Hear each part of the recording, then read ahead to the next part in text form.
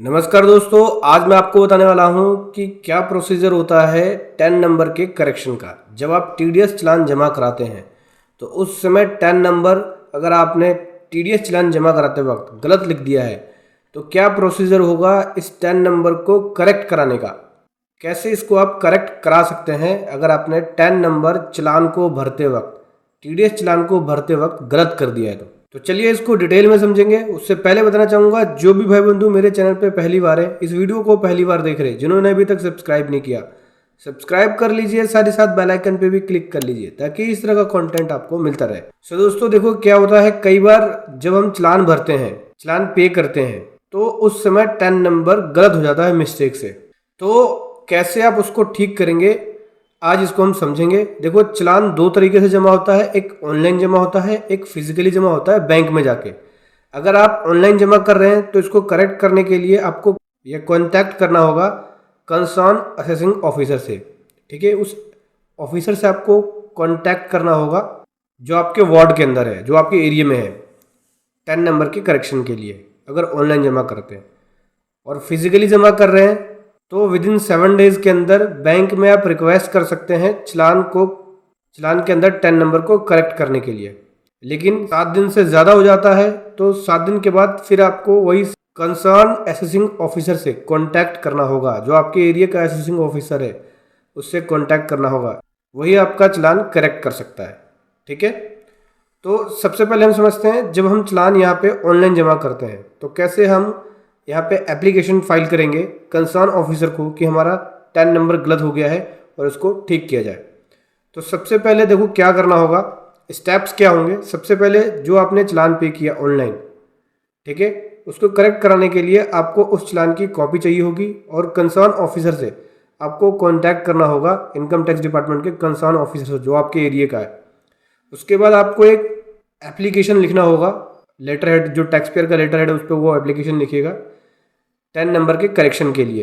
और जो उसने चालान डिपॉजिट किया है उस चालान की कॉपी भी लगाएगा और चालान नंबर, चालान अमाउंट, कौन से सेक्शन कोड में जमा करा है, ये सारी डिटेल वो उस एप्लीकेशन में लिखेगा। और जो गलत 10 नंबर जमा कराया है वो और जो सही वाला है वो भी लिखेगा।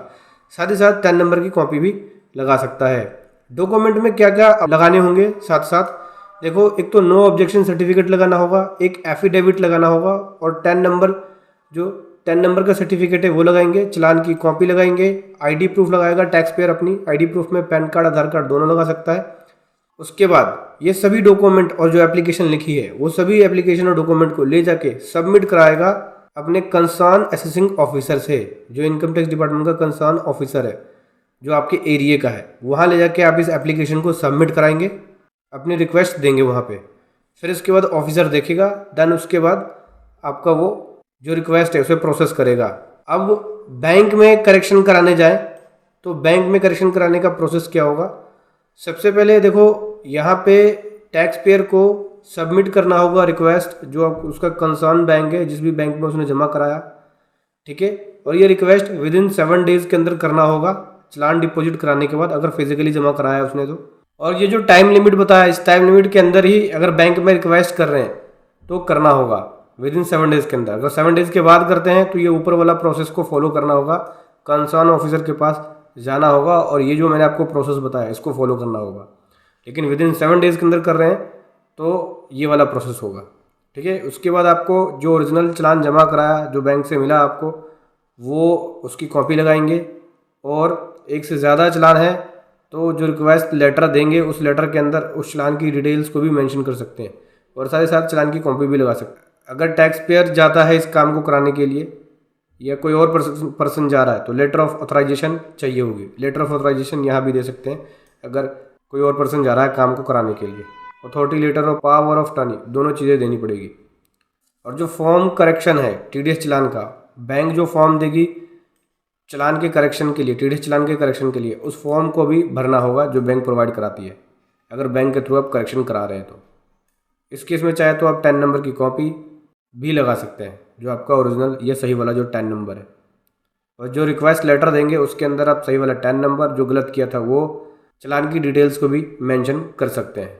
सो दोस्तों ये है प्रोसेस टीडीएस चालान करेक्शन का जो मैंने आपको बताया। अगर आप चालान TDS चालान भरने में गलती कर देते हैं तो इसमें से जो भी मेथड आपने फॉलो किया है उसके अकॉर्डिंग आप रिक्वेस्ट कर सकते हैं चालान को करेक्ट करने के लिए। ऑनलाइन किया है तो आपको कंसर्न ऑफिसर को इस प्रकार से जो प्रोसेस बताया मैंने आपको फॉलो करना होगा, एप्लीकेशन देना होगा। और बैंक से कराया तो इस प्रकार से बैंक को रिक्वेस्ट लेटर देंगे करेक्शन के लिए, लेकिन विद इन 7 डेज़ के अंदर। 7 डेज़ के बाद होता है तो ये वाला प्रोसेस फॉलो करना पड़ेगा जो मैंने अभी आपको बताया। वीडियो कैसे लगी ज़रूर बताएं। Thank you so much. जय हिंद, वंदे मातरम।